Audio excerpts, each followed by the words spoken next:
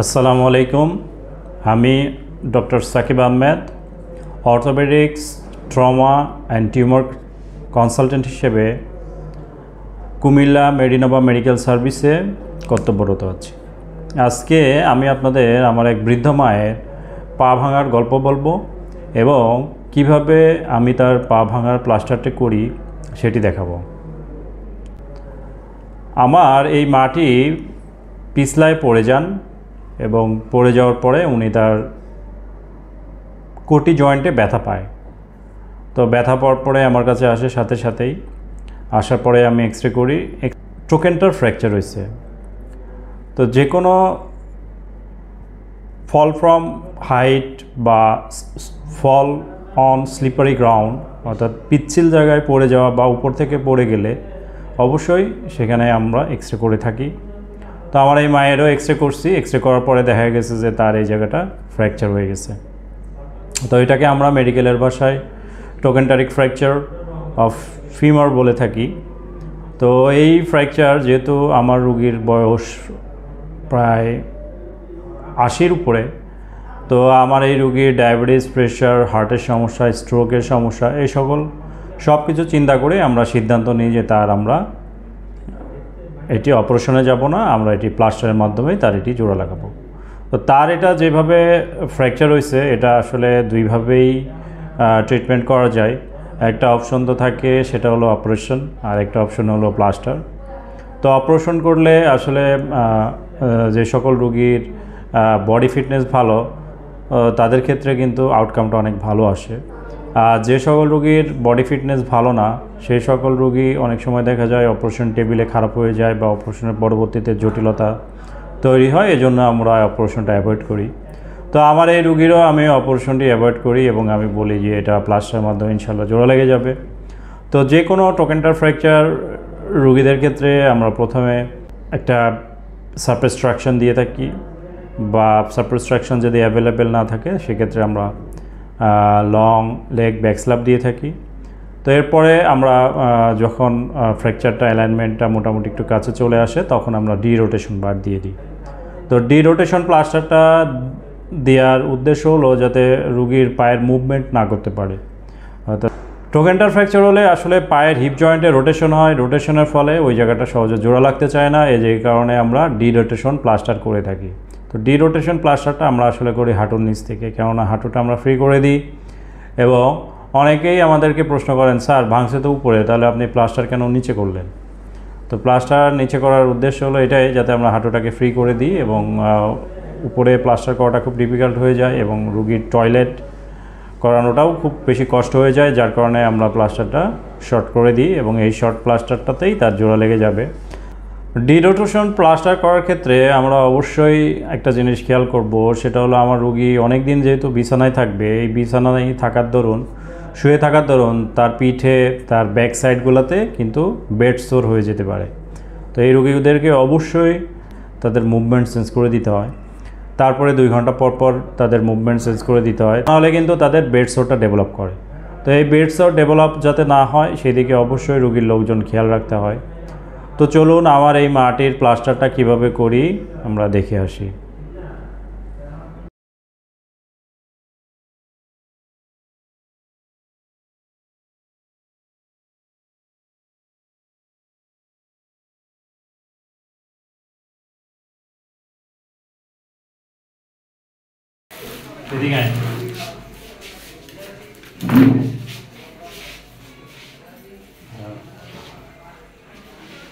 এখানে এসে দাও, দরজাটা লাই দেন, স্টার্ট দেন। দিছি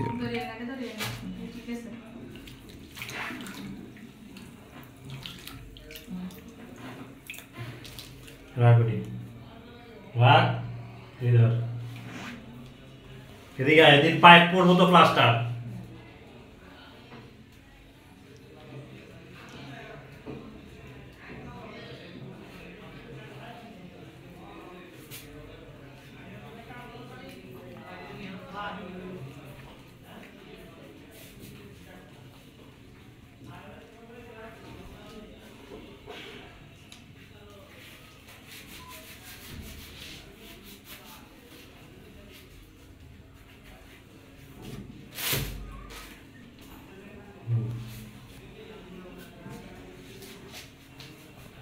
সোজা কর পাটা, এটা সোজা কর,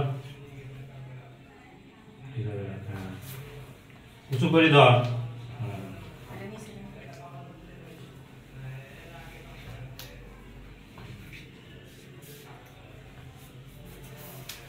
হাত বের করে নেন। টানাটানির কিছু নাই, জাস্ট ধরি রাখ। এটি ছাড়, এই হাত ছাড়। হ্যাঁ, এমনি ধরি রাখ।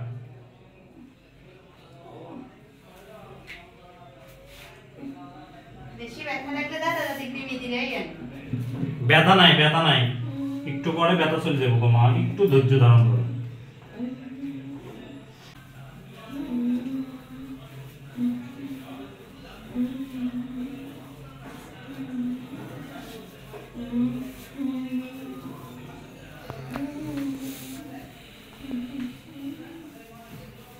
অস্থির হইন না, অস্থির হইলে প্লাস্টার ভালো হইতো না।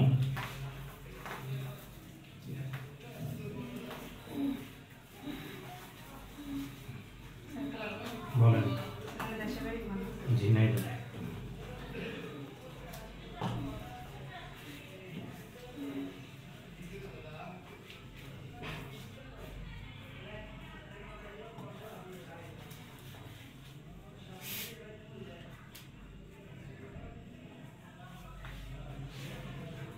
টাকা জমা দিছে নি?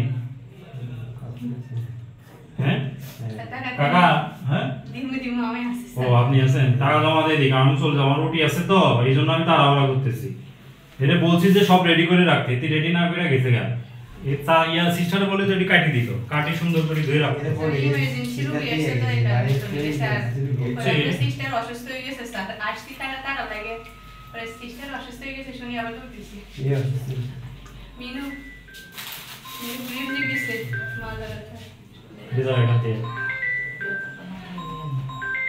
মোবাইলটা সাইলেন্ট করেন।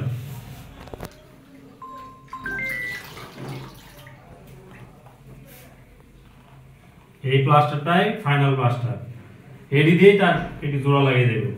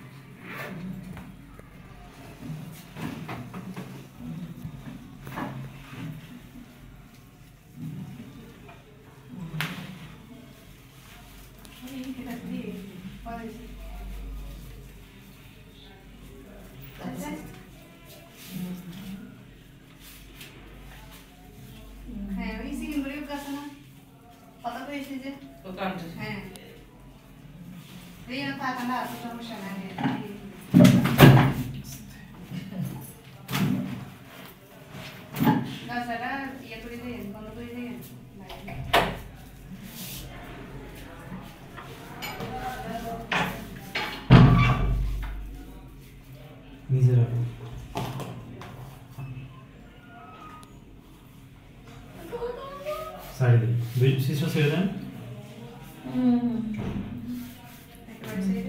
হ্যাঁ সরে যা, ওদিকে যা, ওদিকে যা।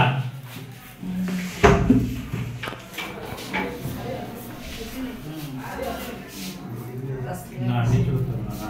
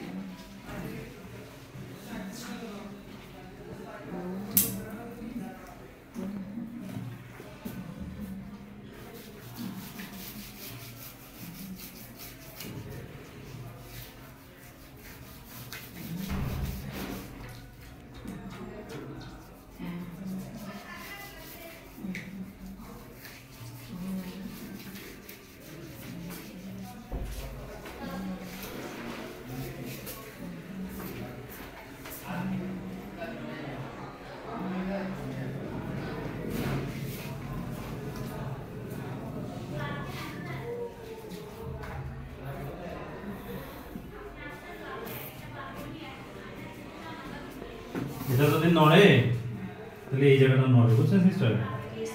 এই জয়েন্টে আমরা এই দুইটা লাঠি দেওয়ার উদ্দেশ্য হলো এটা আর এইদিকে নাড়াতে পারবে না, তাহলে কি স্টেবল থাকবে, এই জায়গায় ক্যালসিয়াম জমা হবে।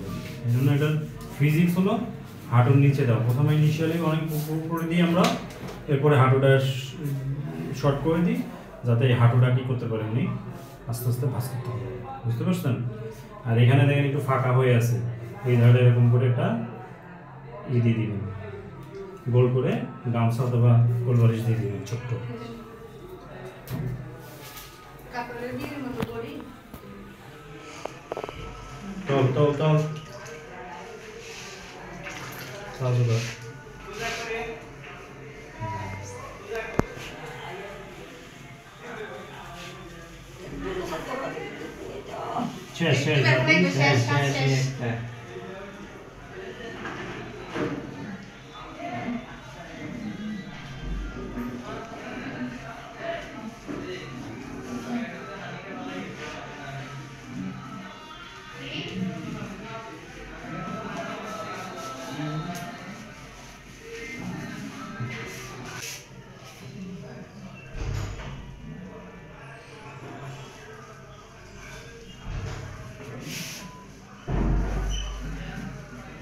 রক্ত দিছিলেন তো সিস্টার, না?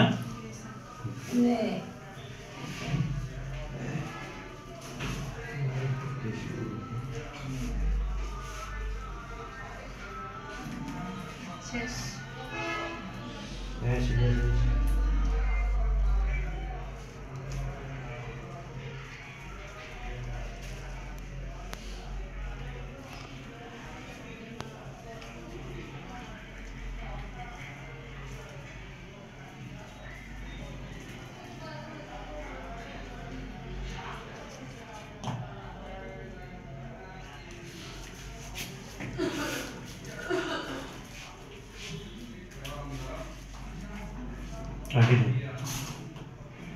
রাখি দে।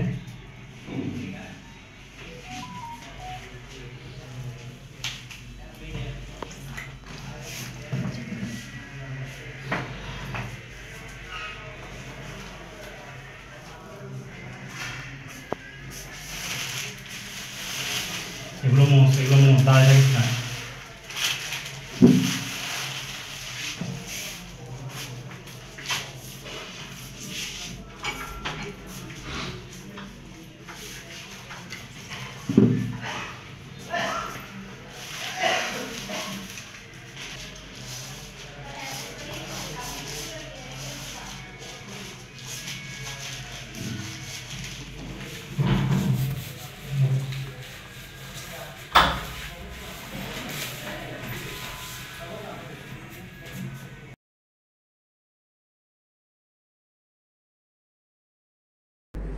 তো দেখলেন তো আমরা এইভাবে ডিরোটেশন বা ডিরোটেশন প্লাস্টার করে থাকি টোকেন্টার ফ্র্যাকচারের ক্ষেত্রে।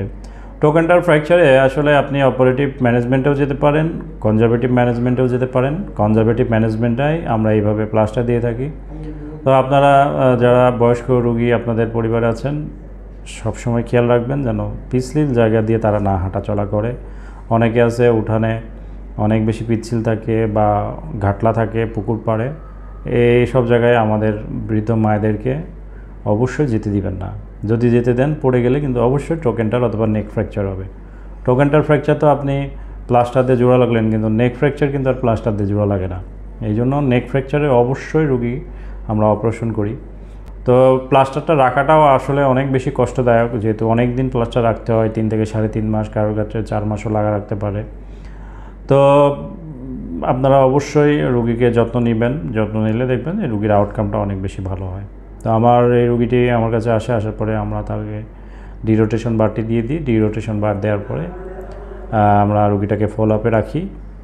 তো আমার এই রুগীটার জন্য সবাই দোয়া করবেন যেন আল্লাহ তাআলা তাকে তাড়াতাড়ি সুস্থতা দান করেন, তার হাড্ডি যেন তাড়াতাড়ি জোড়া লেগে যায়। আর অবশ্যই আমি এই রুগীর এক্সরে ফলো আপগুলো অবশ্যই পরবর্তীতে আপনাদেরকে দিব।